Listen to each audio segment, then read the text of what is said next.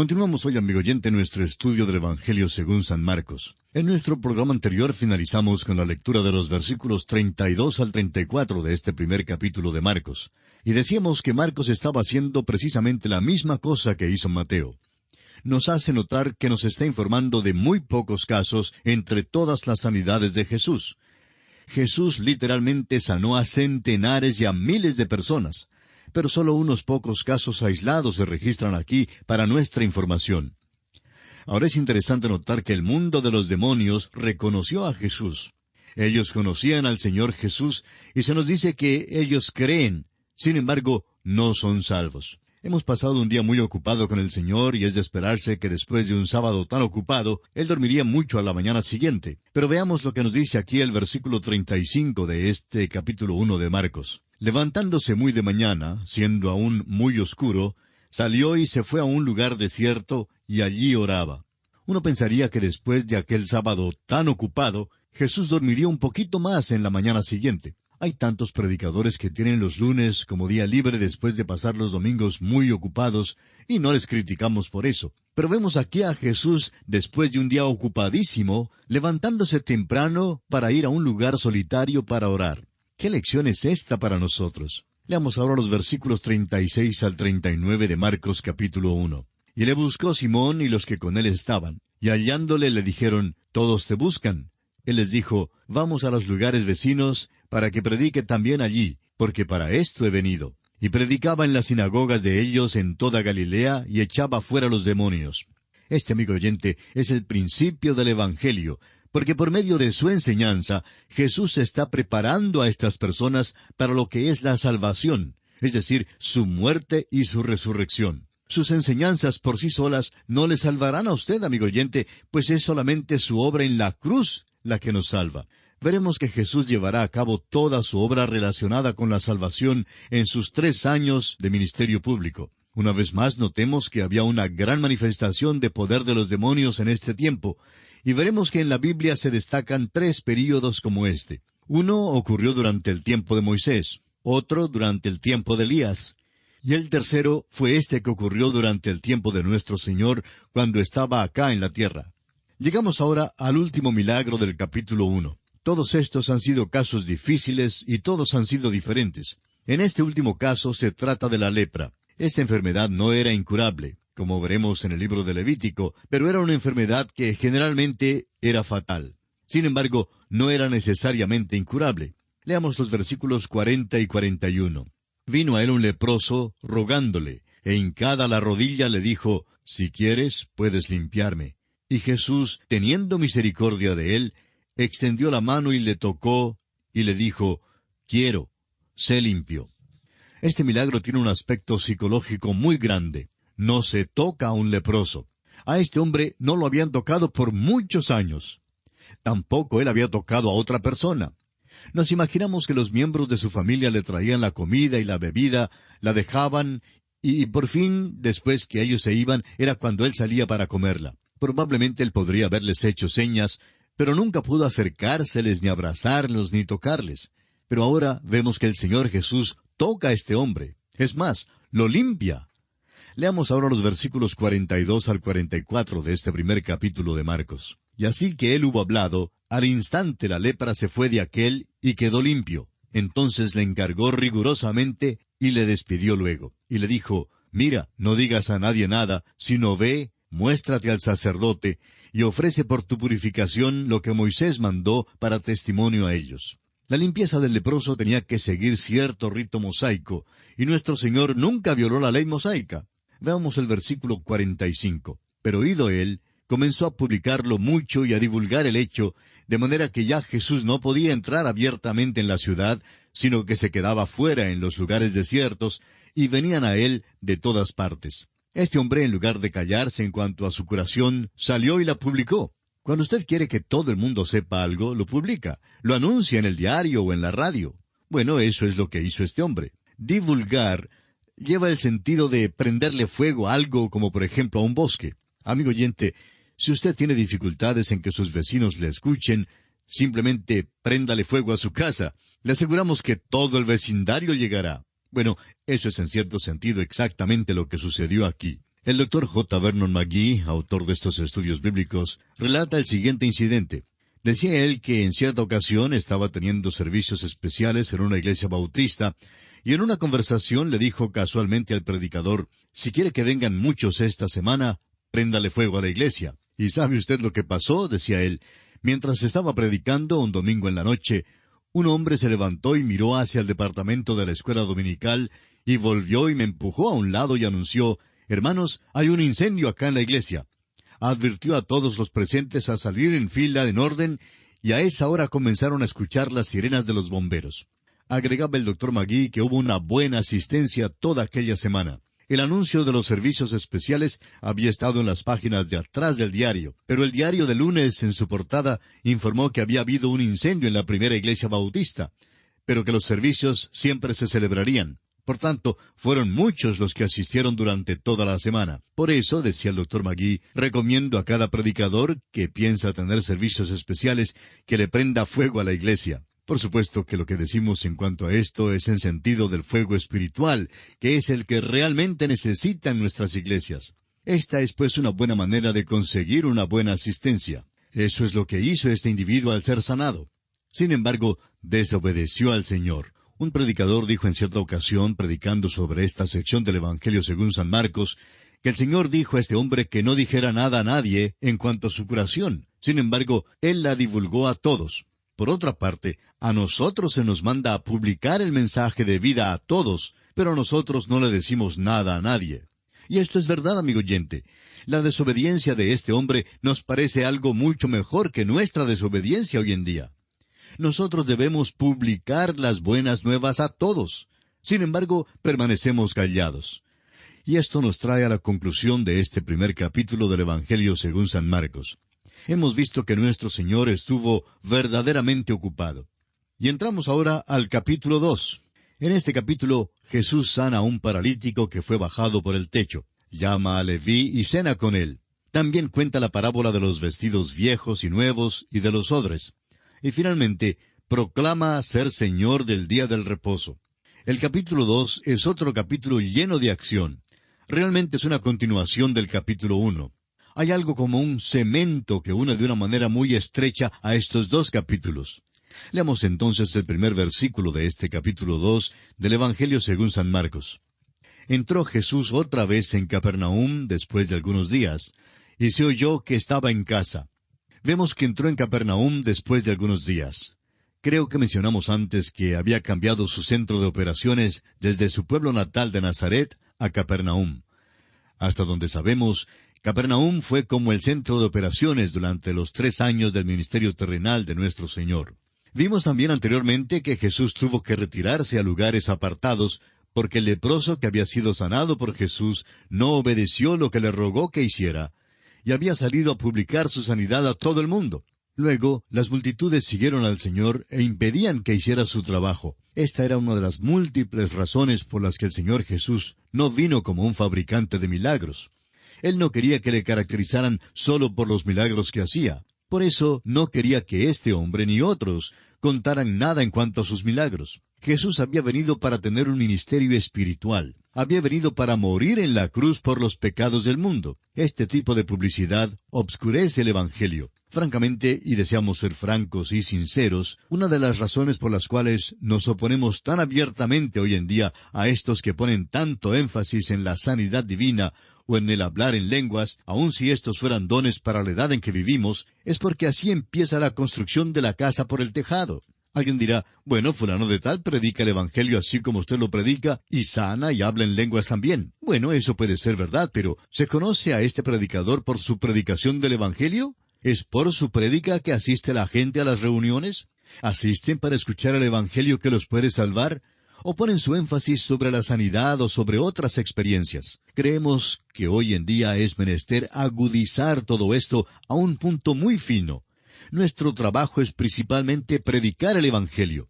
Vemos aquí en este Evangelio de Marcos que nuestro Señor fue estorbado por causa de la sensación que se creó en cuanto al leproso, y que por eso salió de Capernaum por un tiempo. Ahora no sabemos por cuánto tiempo, pero luego regresó. Cuando volvió, dice este primer versículo de Marcos capítulo 2, que se oyó que él estaba en casa. Ahora, ¿en casa de quién? La casa aquí se refiere a la casa que es mencionada en el primer capítulo de este Evangelio. En el capítulo 1, versículo 29, dice que después que él había estado en la sinagoga aquella mañana, entraron en la casa de Simón y Andrés. Tenemos que recordar esto porque cuando estos hombres que traen al paralítico empiezan a hacer una abertura, le están quitando el techado a la casa de Simón Pedro. ¿No es verdad que es difícil imaginarnos que Pedro fuera tan dócil como para quedarse parado a un lado sin oponerse mientras lo hacían? Pues ahora dice este versículo 1 que Jesús ha regresado a Capernaum, que está en casa y que se juntó mucha gente allí. Luego, pasando al versículo 2, leemos,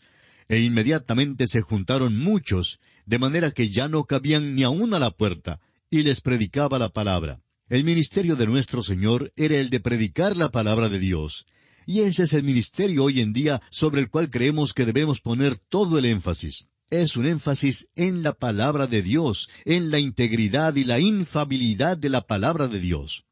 La oración que yo hago para mí mismo con respecto a esto es, «Oh Dios, dame más confianza en tu palabra».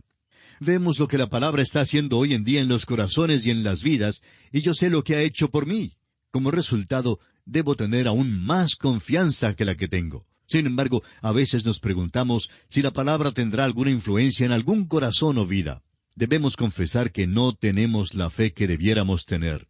Debemos recordar que esta es la palabra de Dios y que nunca volverá a Él vacía, como dice Isaías 55:11, donde leemos, «Así será mi palabra que sale de mi boca.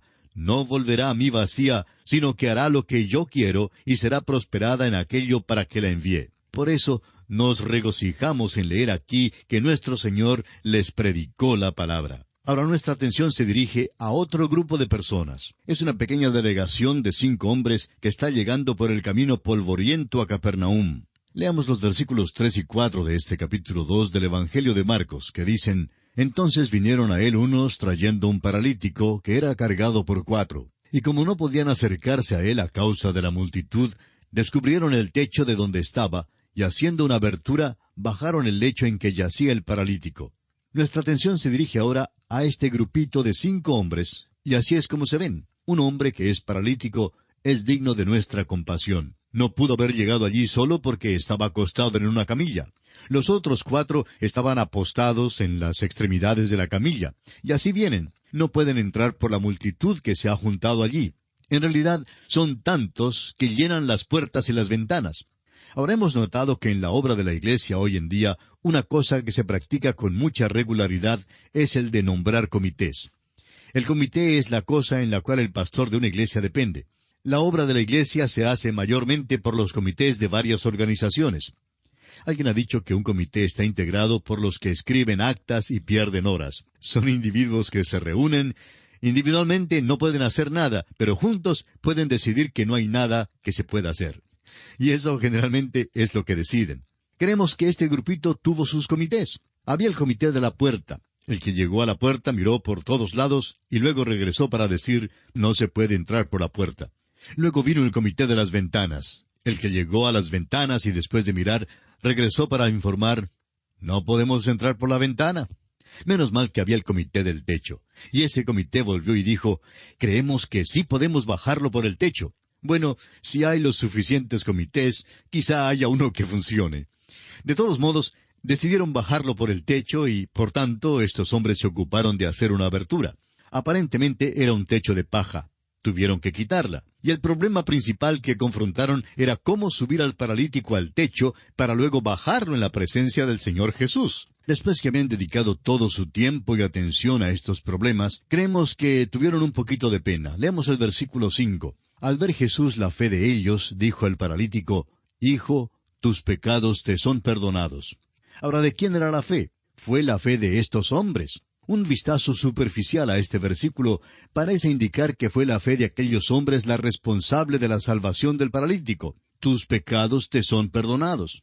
Ahora nosotros creemos que somos salvos mediante la fe propia, personal e individual. Es maravilloso tener a una madre piadosa, pero usted no va al cielo porque ella sea piadosa. Es maravilloso tener a un padre religioso, pero su padre religioso no le salvará a usted ni a nadie más. Solo el Padre Divino puede lograr su salvación. Usted mismo tendrá que ejercer la fe. Usted es quien tiene que creer.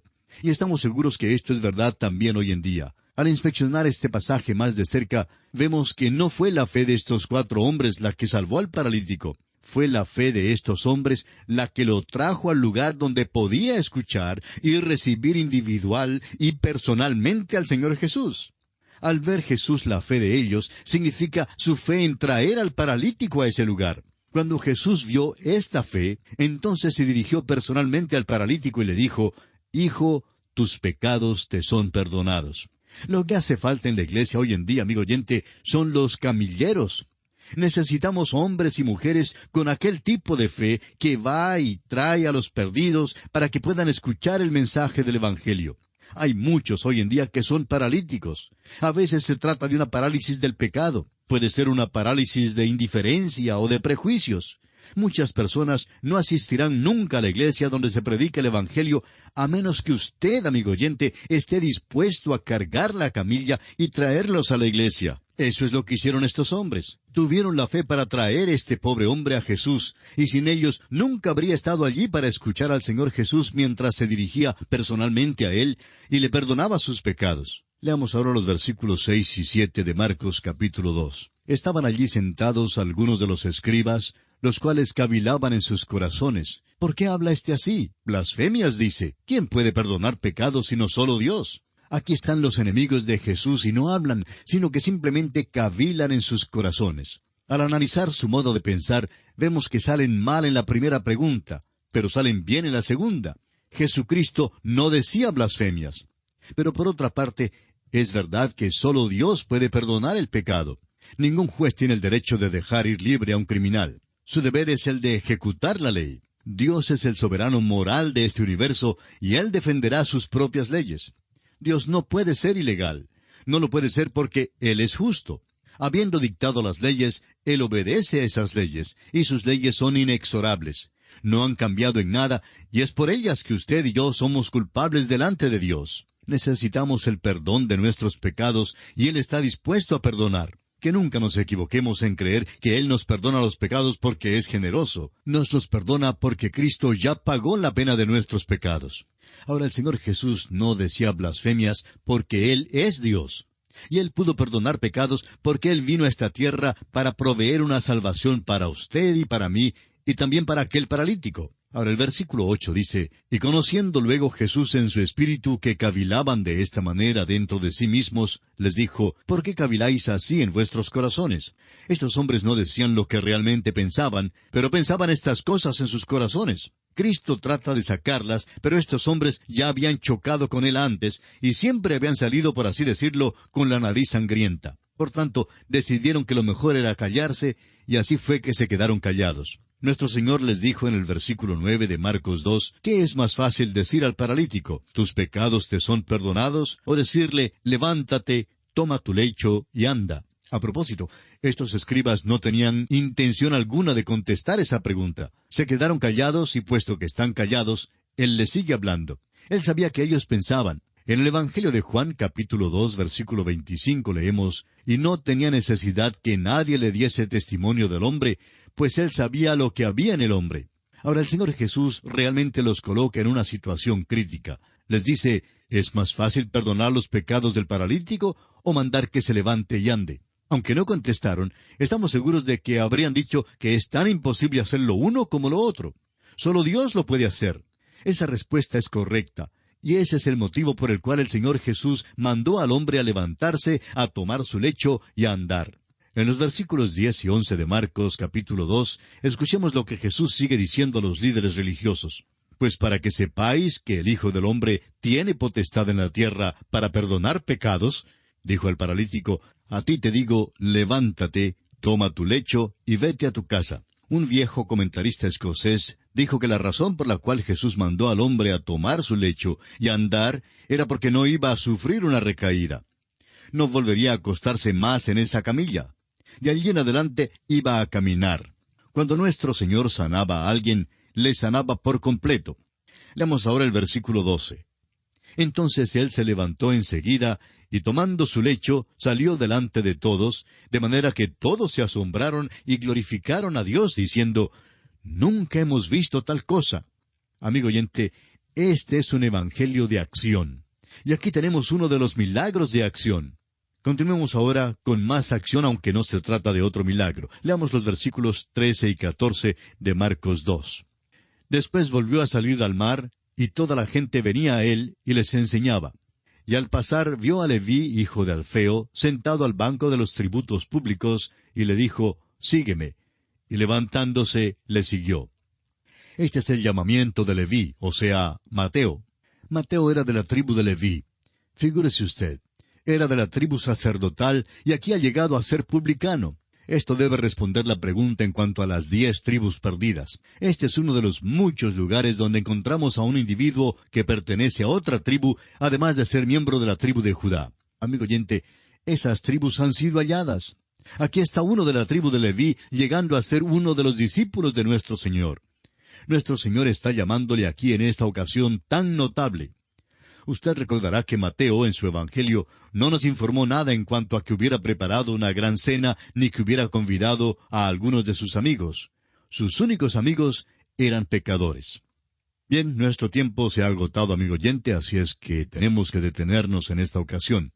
Continuaremos nuestra consideración del capítulo 2 del Evangelio según San Marcos, Dios mediante, en nuestro próximo programa. Hasta entonces, que Dios le bendiga, es nuestra ferviente oración.